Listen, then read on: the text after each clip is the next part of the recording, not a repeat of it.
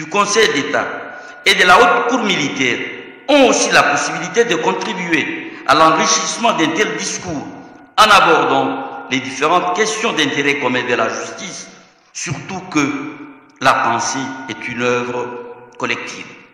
En d'autres termes, les différentes mercuriales des procureurs généraux peuvent être fondues en une seule, celle du procureur général près de la Cour constitutionnelle. Autant les différents discours des premiers présidents en un seul discours, celui du président de la Cour constitutionnelle. Ainsi, la mercuriale prononcée par le procureur général près la Cour constitutionnelle sera celle de tous les officiers du ministère public et les discours du président de cette Cour sera celui de tous les magistrats du siège, car une rentrée judiciaire ne vise qu'à marquer la reprise normale des activités par une juridiction. Et d'ailleurs, la Haute Cour militaire n'organise pas de cérémonie de rentrée judiciaire au cours de laquelle l'auditeur général des FARDC prononce une mercuriale et le premier président un discours. Et pourtant, il participe toujours aux différentes rentrées judiciaires des autres hautes juridictions. On peut donc participer à une rentrée judiciaire sans pour autant prononcer des mercuriales ou des discours. Après avoir avancé ces trois raisons, sans qu'elles soient exclusives, je suis parfaitement conscient, et croyez-moi, que tout ce qui est dit et développé ci-dessus n'est qu'une vue, peut-être d'esprit, d'une simple opinion, mais qui peut modestement contribuer à l'épanouissement de la pensée juridique et peut-être même un jour inspirer des réformes législatives qui répondront sans doute mieux aux nécessités de notre société d'aujourd'hui. Il reste donc bien entendu qu'à ces jours, la lex lata, c'est-à-dire la loi qui est en vigueur en ce moment, demeure celle qui prévoit l'audience de rentrée judiciaire pour chaque haute juridiction concernée, en espérant que la Cour constitutionnelle garde sa spécialité sans s'occuper des matières relevant de l'ordre judiciaire ou de l'ordre administratif, car, à mon humble avis, l'autorité de la Cour constitutionnelle devrait être limitée au seul champ du contrôle des constitutionnalités, des actes législatifs ou réglementaires, sans chercher à devenir un autre législateur au point de sortir de son cadre de juge constitutionnel pour embrasser toutes les affaires judiciaires. Avant de clore mon propos, permettez-moi de dire qu'en prenant de loi, combien il est important de consulter les experts des différentes disciplines confondues, dont les politologues, les sociologues, les historiens, les criminologues et surtout les philosophes, pour ne citer que cela, afin de mieux justifier, par une réflexion fondamentale et approfondie, le bien fondé et la pertinence d'une disposition légale. Autant, je pense également qu'il est important de faire contribuer l'expertise de nos propres universités pour des avis éclairés et d'éviter d'être toujours tournés vers l'extérieur comme si nos universités ne valaient pas la peine. J'estime, pour ma part, que la problématique soulevée ces jours peut mériter un débat en toute liberté et en toute indépendance, en tout état des causes.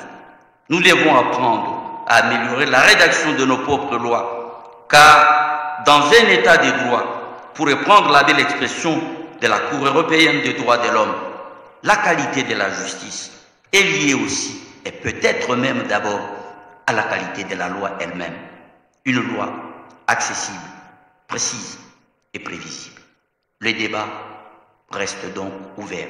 Pour toutes ces raisons et considérations, je plaide pour un débat sur l'audience unique afin de marquer la rentrée judiciaire en République démocratique du Congo, mais aussi pour la reprise des travaux par cette Cour jeudi, et je vous remercie.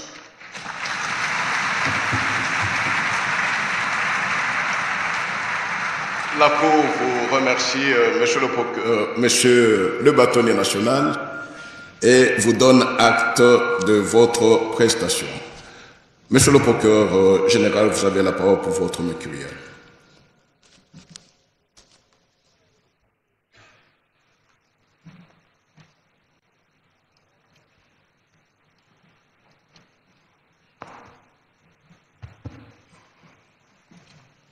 Excellences, Monsieur le Président de la République, chef de l'État et magistrat suprême, avec l'expression de mes hommages les plus déférents.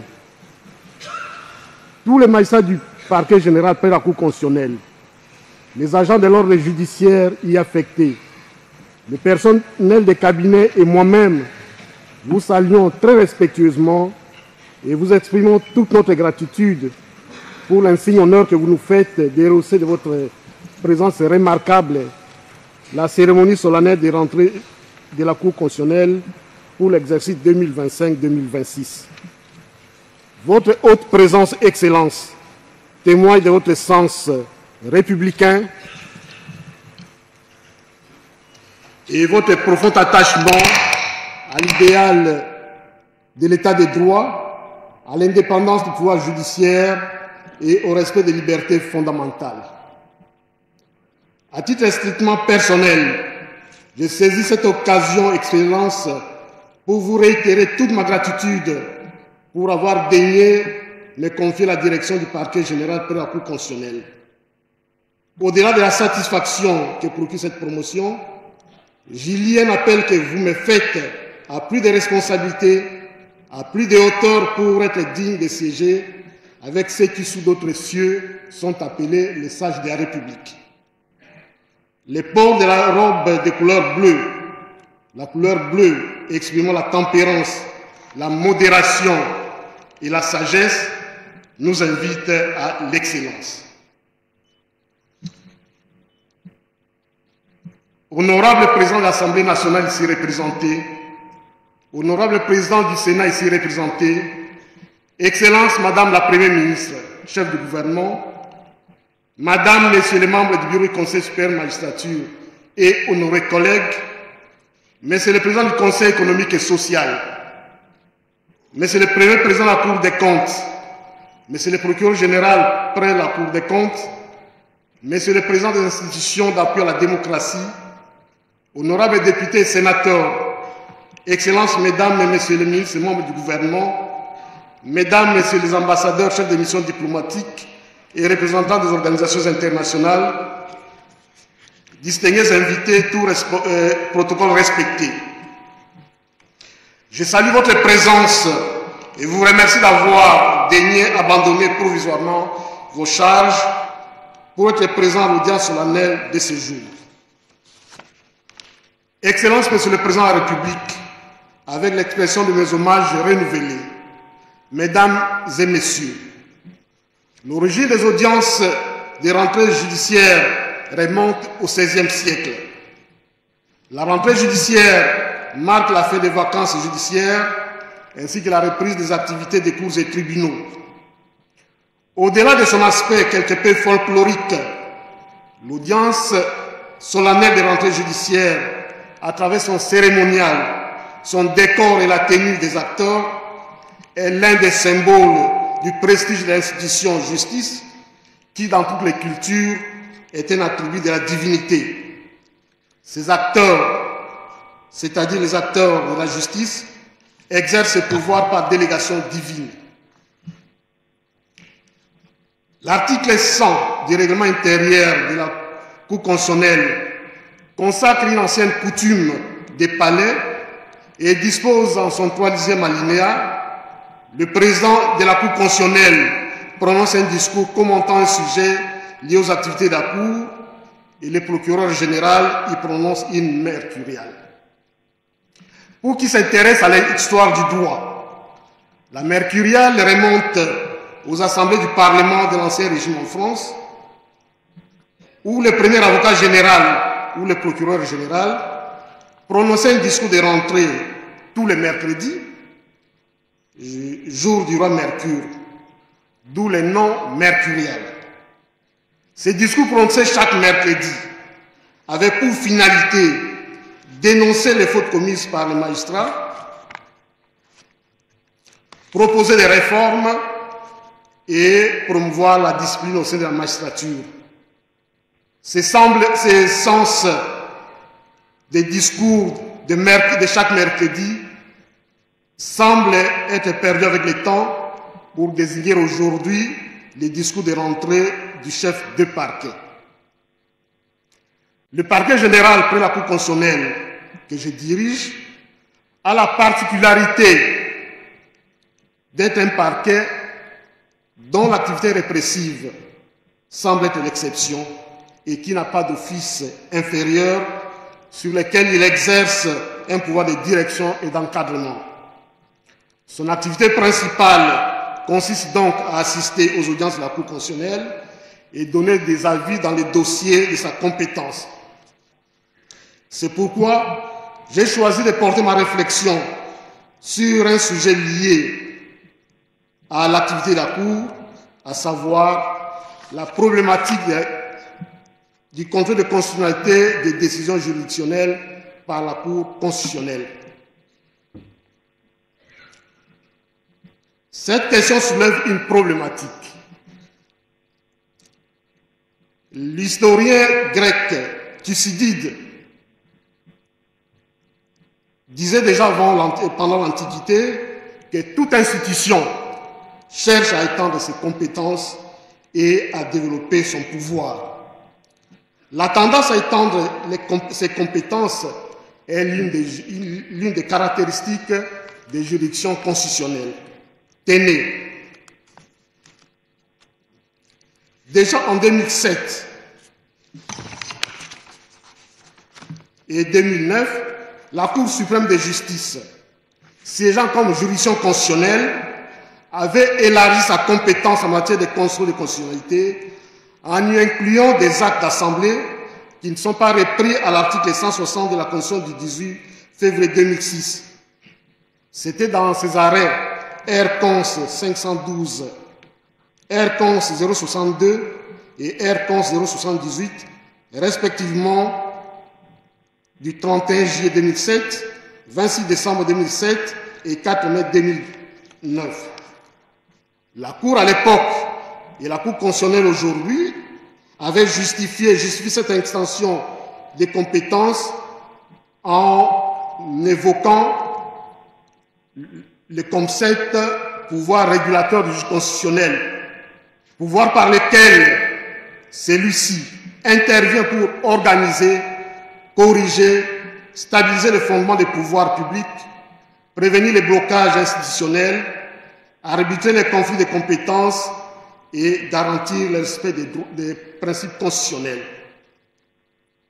Si le pouvoir régulateur de la Cour constitutionnelle ou du juge constitutionnel peut justifier l'extension de sa compétence à certains actes de caractère politique et s'étendre au fonctionnement des institutions politiques pour assurer leur fonctionnement harmonieux, le pouvoir régulateur ne peut à lui seul justifier cette extension lorsqu'il s'agit des actes juridictionnels devenus irrévocables et qui constituent donc la vérité judiciaire.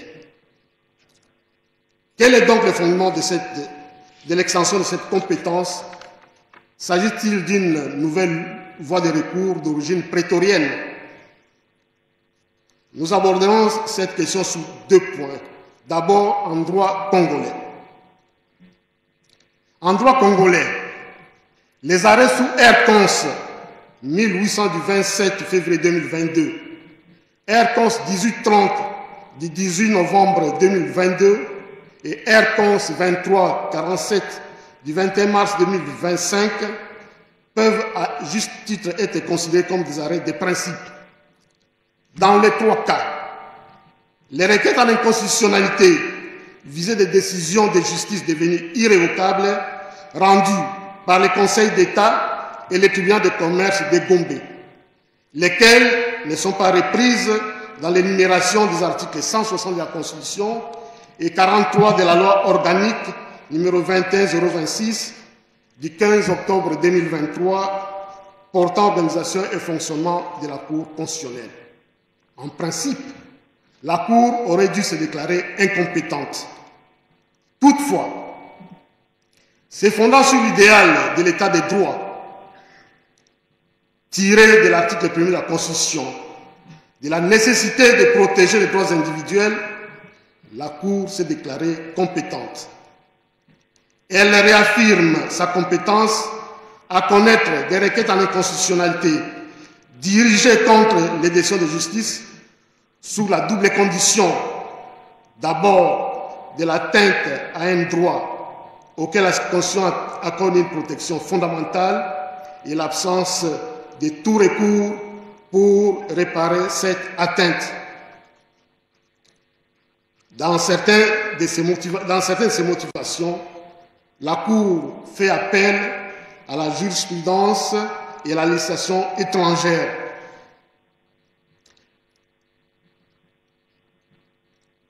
Notons que ces deux conditions, à savoir l'atteinte à un droit fondamental et l'absence d'un recours organisé, lorsqu'elles sont réunies, amènent la Cour à déclarer la décision attaquée contre la Constitution, constate son inexistence et la dit nulle et de nul effet. La Cour n'applique pas la règle de renvoi propre au juge constitutionnel allemand.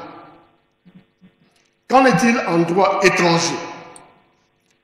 Deux systèmes juridiques retiennent notre attention, à savoir les systèmes juridiques allemands et les systèmes juridiques espagnols. En droit allemand, le législateur de 1951 a prévu les recours individuels contre une décision de justice pour violation d'un droit fondamental. Cet article, l'article 93 alinéa 4 de cette loi dispose: tout citoyen peut saisir la Cour s'il estime qu'une décision judiciaire viole ses droits fondamentaux garantis par la Constitution. L'exercice de ces recours est soumis à trois conditions cumulatives, à savoir l'épuisement préalable de toutes les voies de recours. Les recours doivent être formés dans les mois qui suivent la notification du jugement. Et enfin, le requérant doit faire valoir qu'il est lésé par les jugements dans l'un de ses droits fondamentaux d'une façon contraire à la Constitution. Lorsque la Cour constitutionnelle allemande constate la violation d'un droit fondamental, elle annule totalement, partiellement la décision judiciaire et ordonne les renvois de l'affaire devant la juridiction compétente pour être jugée. En Espagne, l'article 44 de la loi portant organisation du tribunal constitutionnel prévoit une procédure dite d'empare constitutionnel. Cette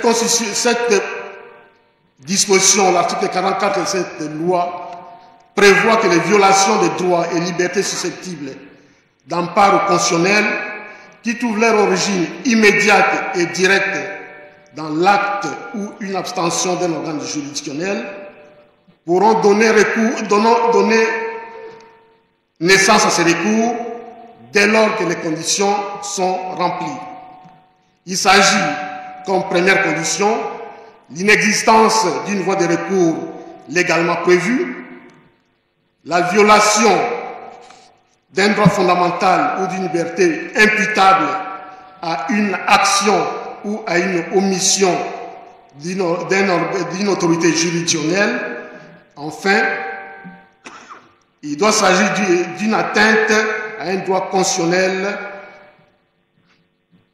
aussitôt que possible et connu. En Espagne comme en Allemagne, les législateurs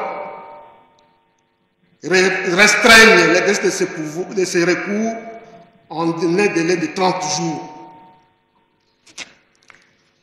Il faut noter que les systèmes allemands et espagnols ne sont pas les seuls à organiser ces recours de contrôle de constitutionnalité des décisions de justice. En Angola, ce contrôle est prévu par la Constitution de 2007 et la loi du 17 juin 2008.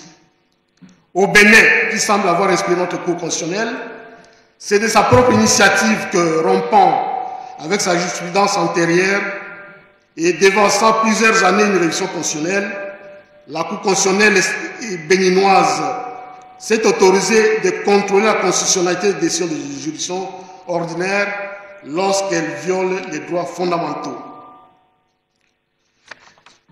Ces contrôles de constitutionnalité des actes des autorités juridictionnelles a pour mérite de réaffirmer la primauté des normes constitutionnelles et la suprématie des institutions constitutionnelles, gardiennes de la Constitution et protectrices des droits et libertés fondamentaux. Il ne s'agit pas d'une voie de recours à proprement parler, d'autant plus que dans son action, le juge constitutionnel se limite seulement à rechercher dans la décision déférée devant lui les atteintes aux droits fondamentaux contenus dans cette décision. Ce contrôle est en réalité un instrument spécifique de protection de l'ordre constitutionnel et des droits fondamentaux. Il faut proposer des leges référenda que notre législateur formalise ses recours aujourd'hui d'essence prétorienne en limitant son exercice dans le temps. Il y va de la sécurité juridique. Au nom du président de la République, chef de l'État, magistrat suprême, je requiers qu'il plaise à la Cour de déclarer que les réponses à ces travaux. Je vous remercie.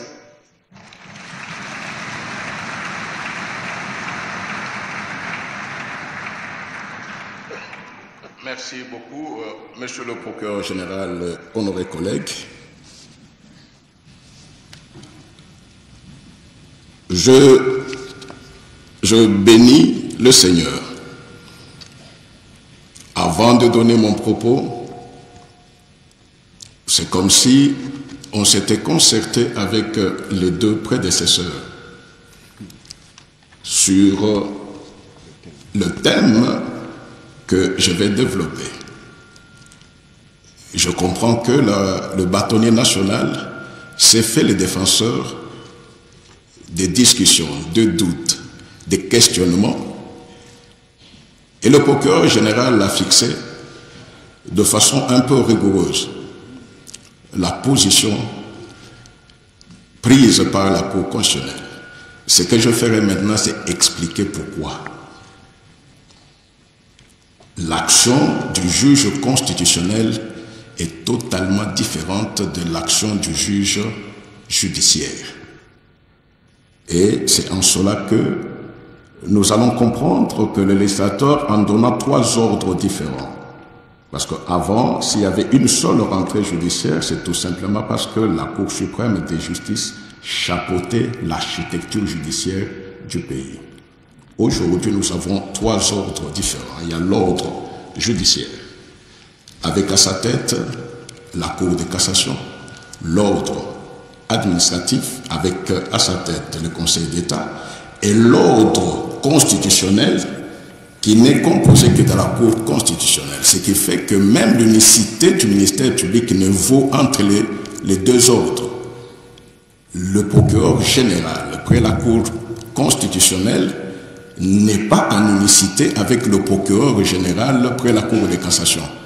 L'unicité du ministère public se conçoit désormais dans chaque ordre. Excellence, Monsieur le Président de la République, chef de l'État, magistrat suprême, avec l'expression de mes hommages les plus déférents. Honorable Président de l'Assemblée nationale ici représenté, honorable Président du Sénat ici représenté, Madame la Première ministre, chef du gouvernement, Madame et Messieurs les membres du bureau du Conseil supérieur de la magistrature et honorés collègues, honorables députés nationaux et sénateurs, Monsieur le ministre d'État, ministre de la Justice et garde des Sceaux, Mesdames et Messieurs les membres du gouvernement, Mesdames et Messieurs les juges à la Cour constitutionnelle, chers collègues, Mesdames et Messieurs les hauts magistrats, Mesdames et Messieurs les membres du corps diplomatique et les représentants des organisations internationales, Mesdames et Messieurs les présidents des institutions d'appui à la démocratie,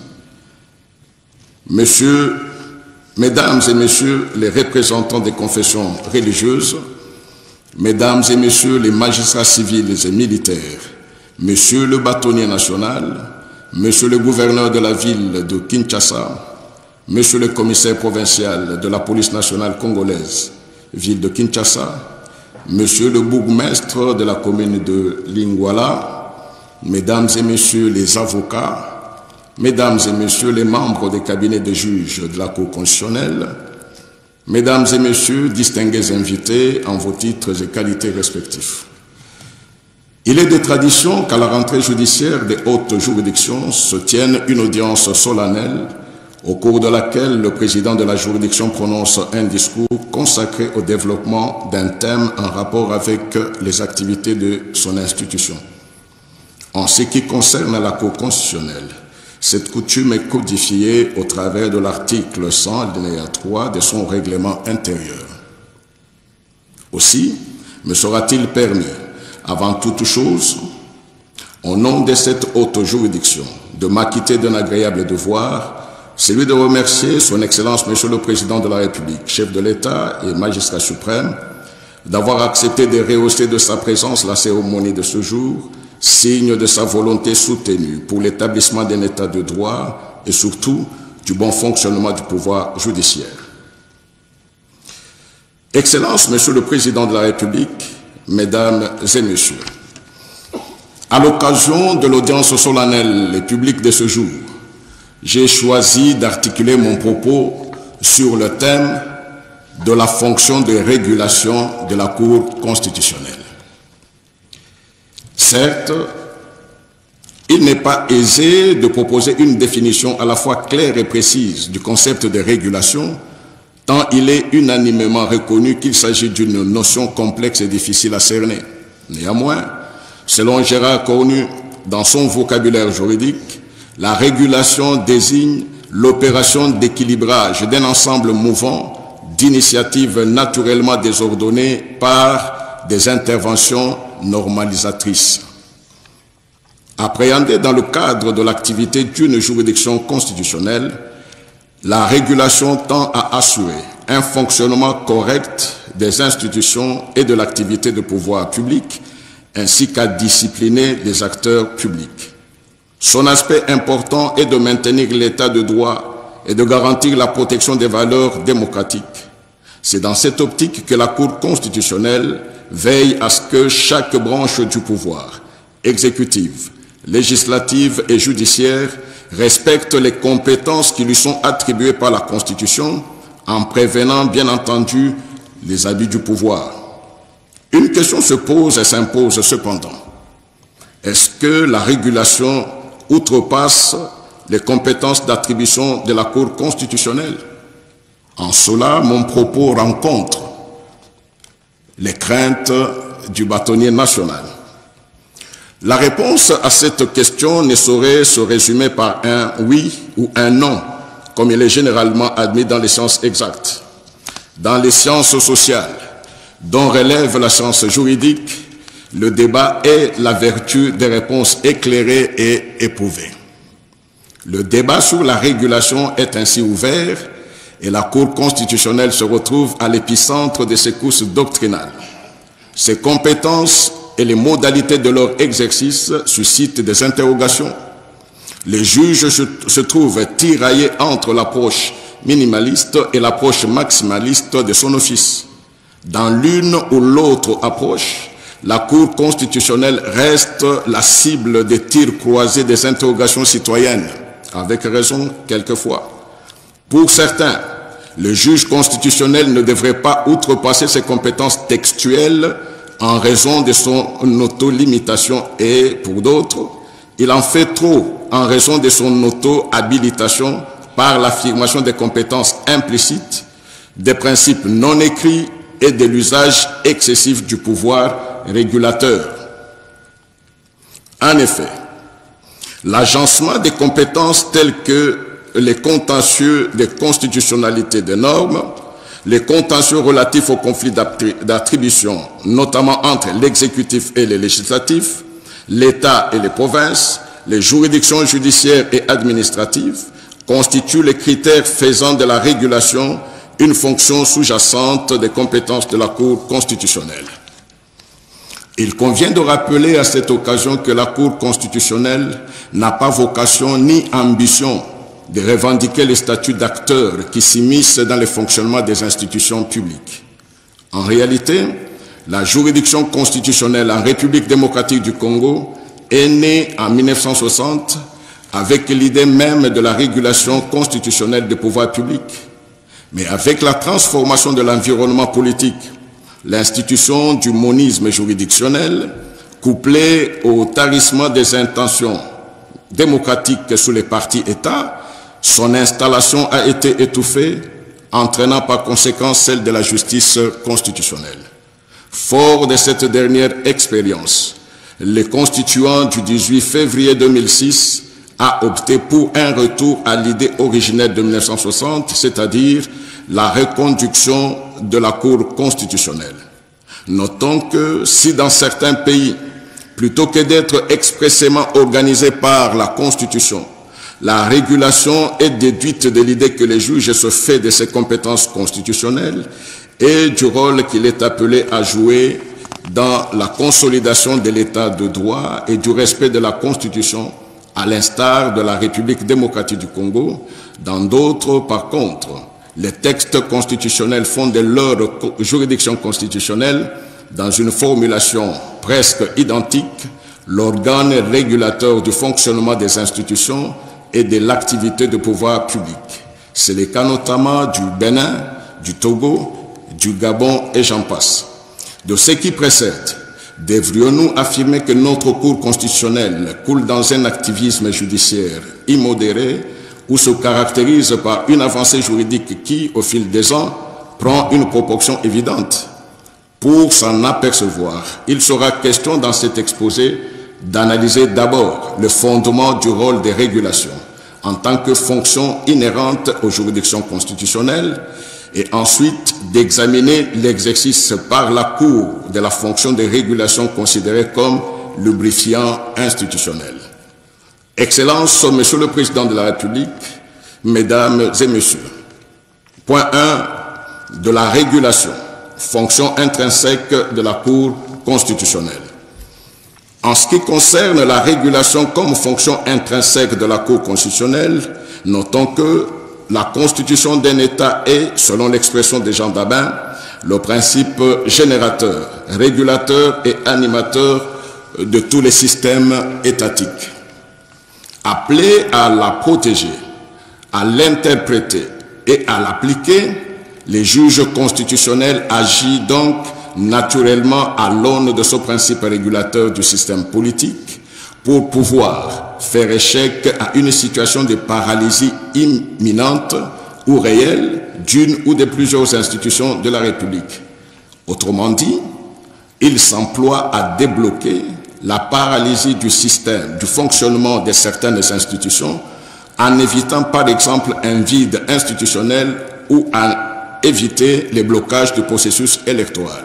Il peut même sanctionner le comportement d'un acteur public considéré comme contraire à la Constitution et à enjoindre l'acteur en question à adopter un nouveau comportement conforme à la Constitution. Il s'ensuit donc que la fonction de la régulation est fondamentalement rattachée à l'action de toute Cour constitutionnelle car elle permet à cette dernière d'assurer l'équilibre entre les intérêts légaux ou légitimes par un arbitrage neutre et ce, afin de garantir l'équilibre de pouvoir, le respect de la répartition constitutionnelle, des prérogatives entre les différents organes de l'État et, de surcroît, le fonctionnement régulé des différents pouvoirs et institutions de l'État. Dans cet ordre, la Cour constitutionnelle, à l'instar d'une orbite, maintient la stabilité gravitationnelle de toutes les institutions de la République autour du principe générateur, régulateur et animateur de tous les systèmes étatiques qu'est la Constitution. Elle a donc pour fin de maintenir en état et sans collision les systèmes institutionnels. Relativement à l'état de droit, faisons observer que la volonté du constituant, exprimée à l'article 1er de la Constitution, je cite, « La République démocratique du Congo est un état de droit ». Fin de citation. Traduit en un point en douté. L'idée de l'exclusion des situations qui bloquent la réalisation de cet idéal en République démocratique du Congo. C'est ainsi, lorsque le droit est silencieux, mal appliqué, mal compris, mal interprété, il revient au juge de donner le sens, de préciser l'exact contenu d'une disposition ou carrément d'en déterminer la portée et les implications pour s'inscrire dans cet idéal de l'état de droit.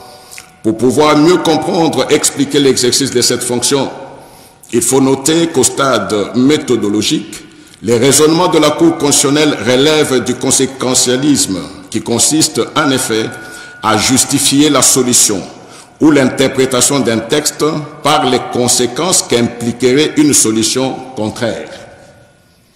À l'occasion du règlement d'un conflit interorganique, par exemple, le juge se trouvera dans l'obligation de peser l'équilibre du système, de trancher entre le nécessaire et le vital, de décider en présence de faits réels, loin de toute vision théorique.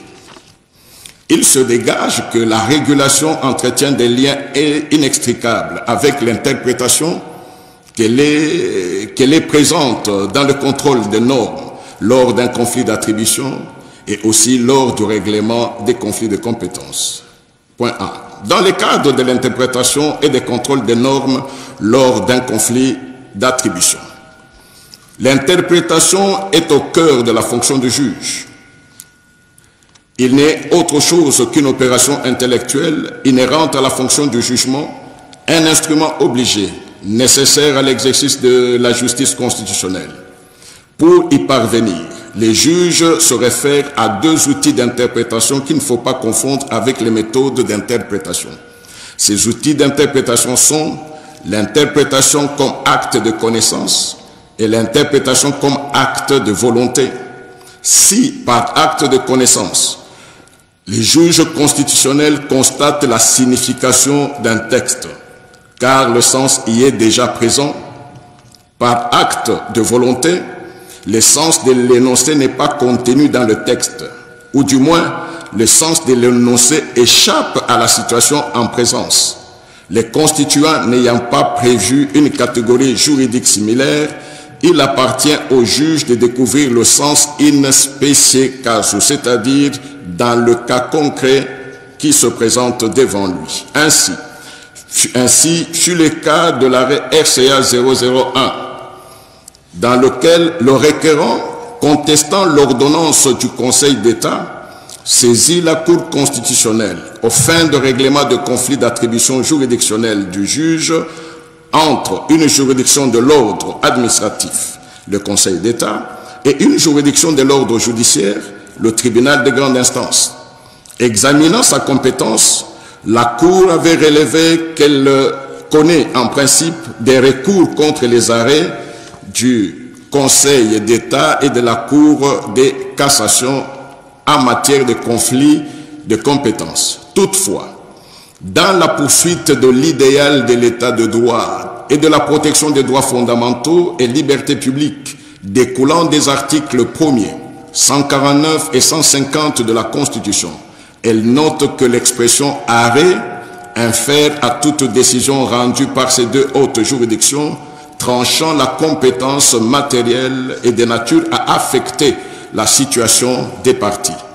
Comme on peut le voir, la régulation est au cœur de l'exercice de l'interprétation. Autrement dit, il peut s'agir pour les juges de choisir entre des lignes de lecture, entre ce que l'on voit, mais incompréhensible, et ce qui ne se laisse pas voir, mais compréhensible.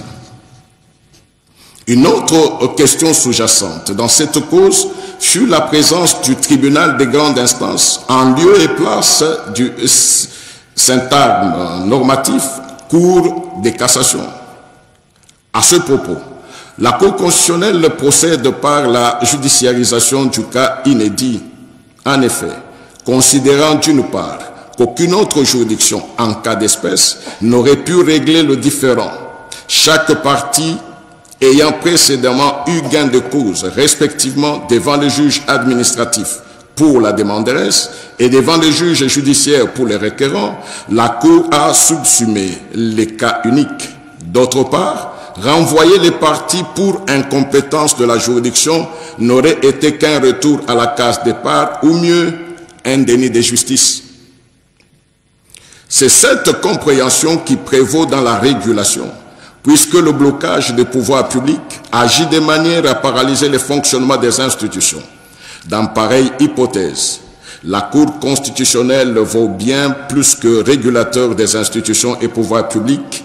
Il est considéré comme garant de l'ensemble de l'ordre juridique, de l'équilibre constitutionnel et même gardien du droit fondamentaux. B.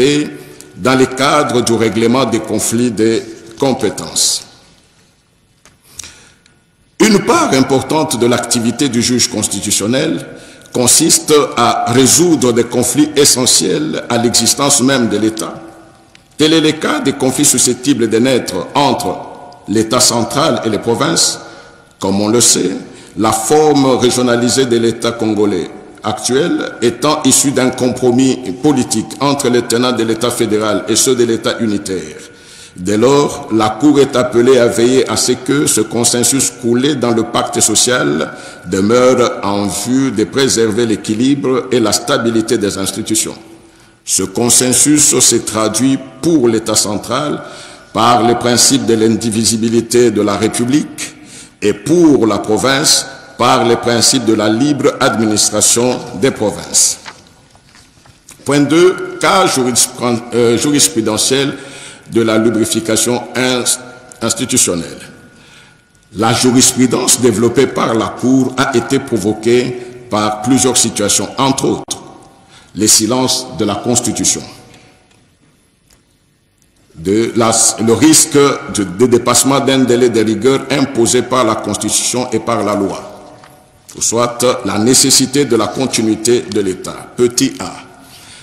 Le silence de la loi, c'est-à-dire le silence sur un point de la vie sociale, laissant libre cours à diverses interprétations.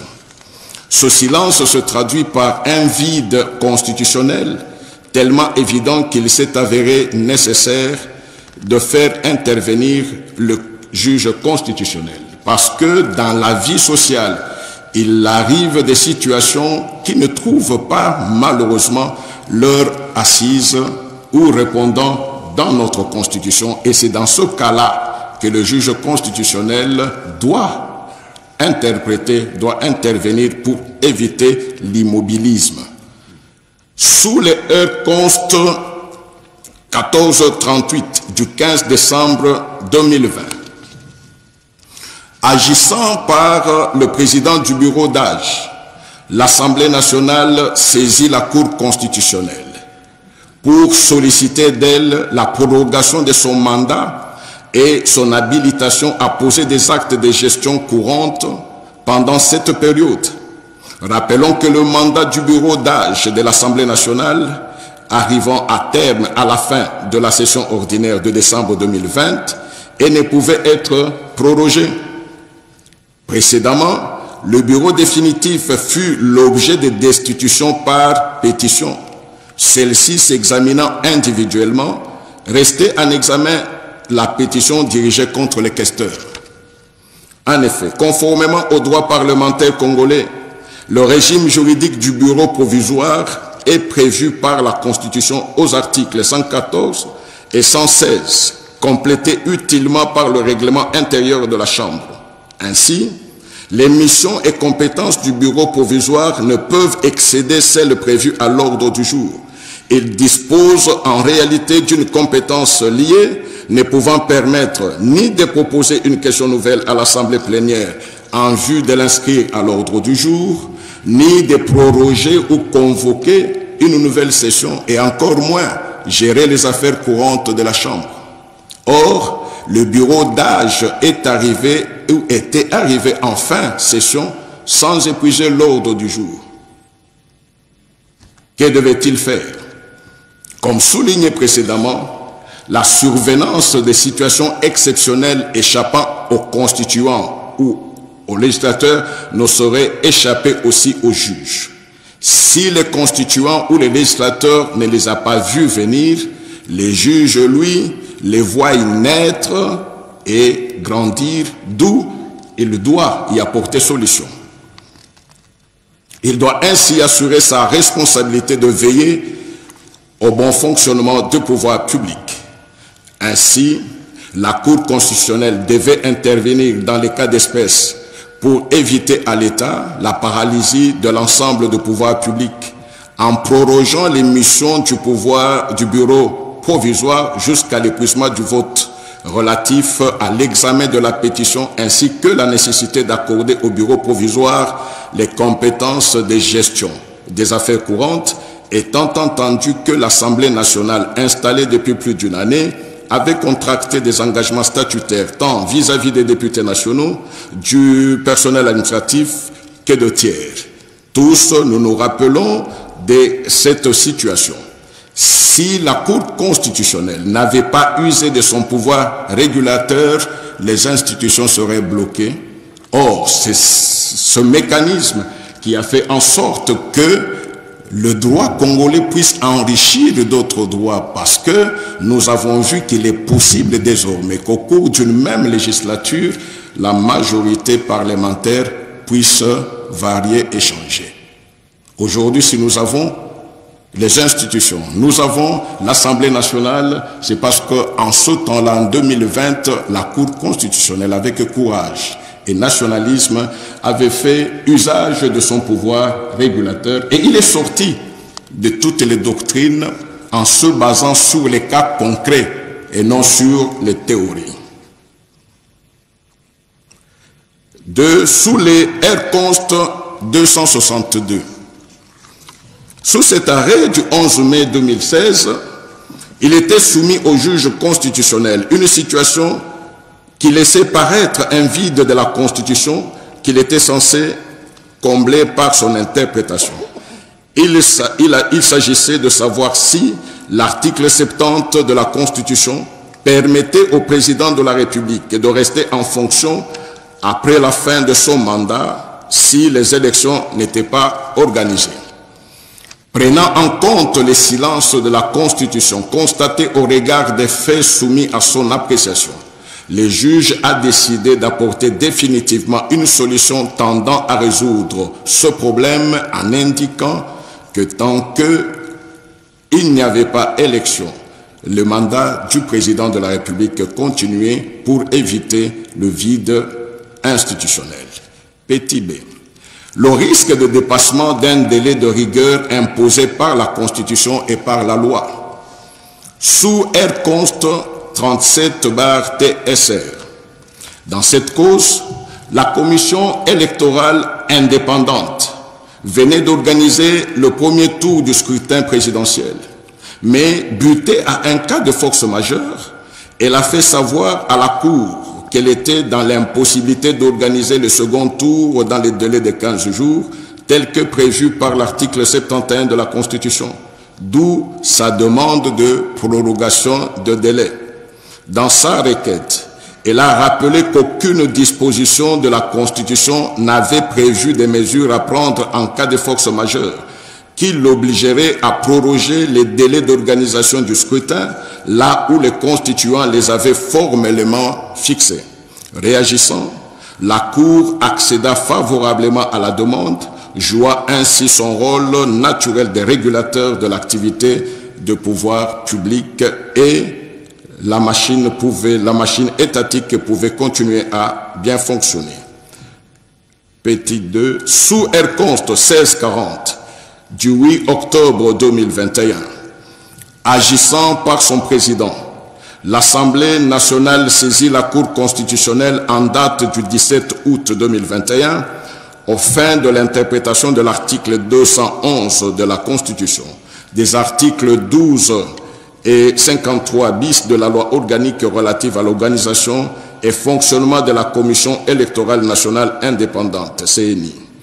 Outre cette demande, elle sollicita d'être relevée de la déchéance encourue du fait de la force majeure empêchant l'installation des organes de la CENI par elle dans les délais impartis par la loi. En effet, l'Assemblée nationale demanda à la Cour constitutionnelle de faire constater les contraintes l'empêchant d'entériner dans le délai les membres de la CENI à désigner par différentes composantes ainsi que son relèvement de la déchéance en lui accordant la possibilité de poursuivre le processus de désignation en cours au-delà du délai fixé par la loi et ce, en statuant dans ce cas en vertu de son pouvoir de régulateur de l'activité de pouvoir public. Force fut de constater que le délai si haut évoqué n'avait pas pu être respecté, du moins suivant l'interprétation de l'Assemblée nationale, buté à un obstacle de force majeure, l'empêchant dès lors de poursuivre le processus d'entérinement des animateurs de la CENI. Cette dernière s'étant trouvée au point mort, elle avait craint que la continuation du processus dans ces circonstances entache la régularité du processus en rendant celui-ci annulable sur le plan du droit et sujet à des critiques acerbes au plan politique. L'intervention de la Cour constitutionnelle s'interprète dans pareilles circonstances comme bouée de sauvetage pour la République, par le fait que l'inactivité de l'Assemblée nationale aurait eu pour conséquence la non-tenue des élections dans le délai, entraînant une autre conséquence fâcheuse, celle de la remise en question de la légitimité de toutes les autres institutions de la République à dimension électorale. Point C. La nécessité de la continuité de l'État. Sous R-Const 55/TSR du 27 août 2017, sur requête de la Commission électorale indépendante, CEI en cycle, la Cour suprême de justice était sollicitée pour se prononcer sur la validité de l'existence de cette institution. En effet, la Constitution de la transition du 4 avril 2003 prévoyait l'existence de quelques institutions d'appui à la démocratie, dont la Commission électorale indépendante, qui devait être dissoute de plein droit après l'adoption de son rapport général sur les dernières élections, et ce, conformément à l'article 39 de cette Constitution. Dans l'entretemps, non seulement que ces élections générales n'ont pas eu lieu durant la période de transition, mais aussi il y a eu l'avènement de la Constitution du 18 février 2006 qui, en son article 222, a disposé que les institutions d'appui à la démocratie sont dissoutes de plein droit. L'article 211 de la nouvelle Constitution prévoyait l'existence de la Commission électorale nationale indépendante qui devait succéder à la Commission électorale indépendante, CEI, mais n'avait indiqué aucun mécanisme transitoire de gestion du processus électoral en attendant l'installation effective de la CENI. C'est face à ce véritable problème juridique que le président de la CEI a sollicité l'intervention du juge constitutionnel. À ce propos, le juge constitutionnel a, de bon droit, prorogé le mandat de la CEI. Il a justifié son intervention en s'inspirant de l'esprit du constituant d'appliquer à la CEI le principe de la continuité et de la régularité des services publics jusqu'à ce que la CENI soit devenue effective. La même justification a été utilisée dans la décision du 31 janvier 2006 sous R-Const 59/TSR. Excellence, Monsieur le Président de la République, chef de l'État et magistrat suprême, avec l'expression de mes hommages renouvelés, Mesdames et Messieurs, en définitive, s'il n'est encore besoin de le rappeler, l'invocation de la régulation permet de trouver une réponse à la hauteur de l'attente afin que le pays ne sombre pas dans le chaos du fait de l'inachèvement d'un processus dans le fonctionnement des institutions et des pouvoirs publics. Dès lors, l'invocation de la nécessité de la continuité de ce dernier est l'essence même de la fonction de régulation. L'inaction du juge constitutionnel précipiterait la défaillance de toutes les autres institutions qui s'accompagnera inéluctablement des conséquences imprévisibles sur la stabilité politique du pays et les saluts de l'État. La vertu de la régulation s'apparente à une forme de sagesse qui consiste précisément à bien juger les affaires humaines, dont les particularités ne se laissent pas appréhender par la règle juridique, toujours générale ou omise par les constituants. Il appartient dès lors au législateur de tenir compte des différentes évolutions jurisprudentielles de la Cour constitutionnelle dans son activité législative, afin de corriger les carences relevées et ainsi adapter notre Constitution à l'évolution sociale, politique et institutionnelle concrète. Et ce faisant, la paix sociale et institutionnelle sera garantie et sécurisée.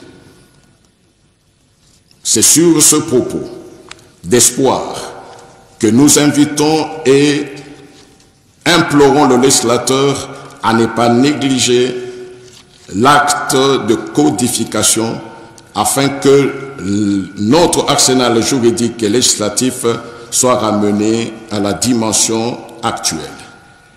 Que vive la République démocratique du Congo, que vive le pouvoir judiciaire, que vive la Cour constitutionnelle.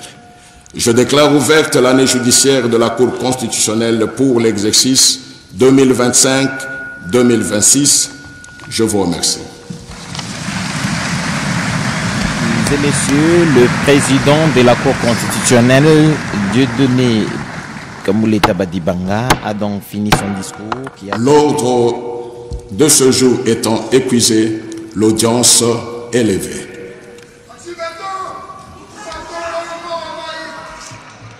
Excellences, Monsieur le Président de la République, chef de l'État, magistrat suprême, ainsi prend fin la cérémonie de ce jour.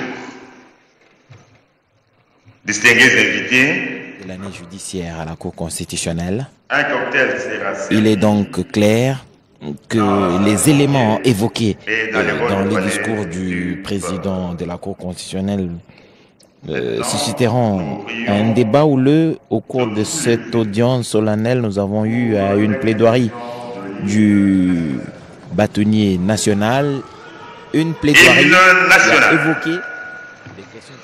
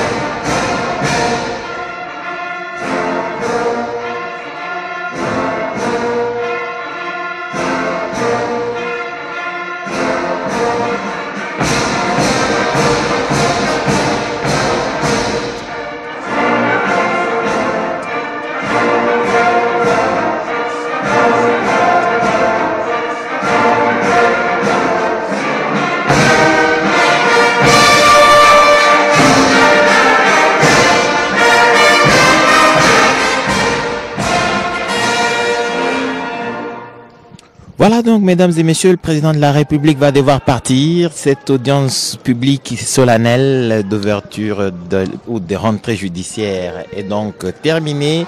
On a parlé de plusieurs discours qui ont été prononcés.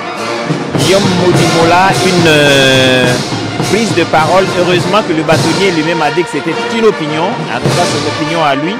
Il pensait, dans son développement, qu'il était envisageable d'avoir une seule rentrée judiciaire, une seule cérémonie.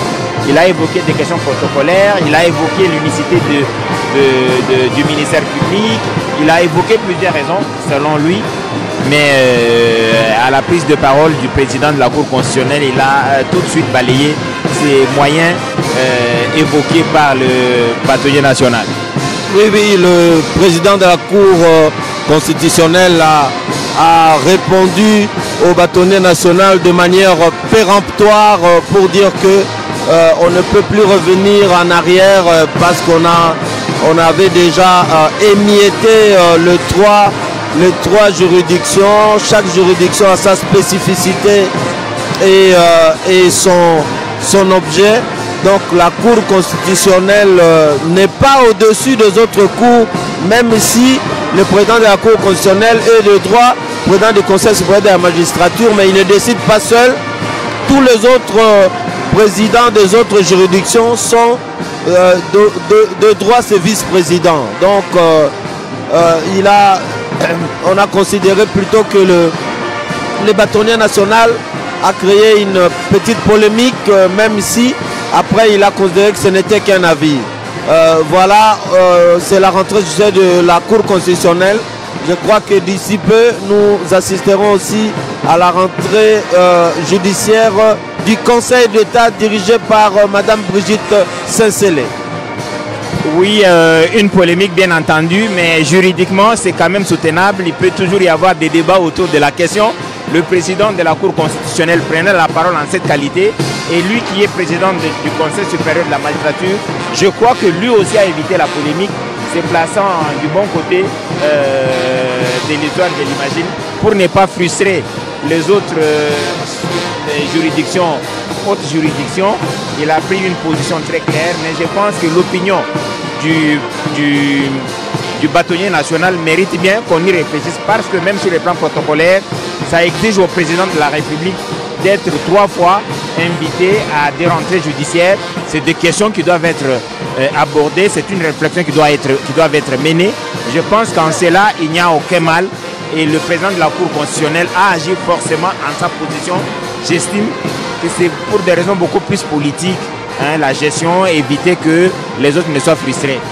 Le président de la Cour constitutionnelle n'a pas parlé pour apaiser les gens. Il n'a fait qu'allusion à la loi, et ce qui est très très important, parce que la loi dit que chaque juridiction doit faire sa rentrée. Et le président de la République ne s'est jamais plaint de venir aux rentrées judiciaires parce qu'il est le magistrat suprême. Et vous devriez comprendre que même dans les provinces, le cours d'appel et toutes les cours organisent leurs rentrées judiciaires. Mais il se fait qu'il est le magistrat suprême. Et là, qui plus est, c'est la cour où il est même, il pourrait être justiciable.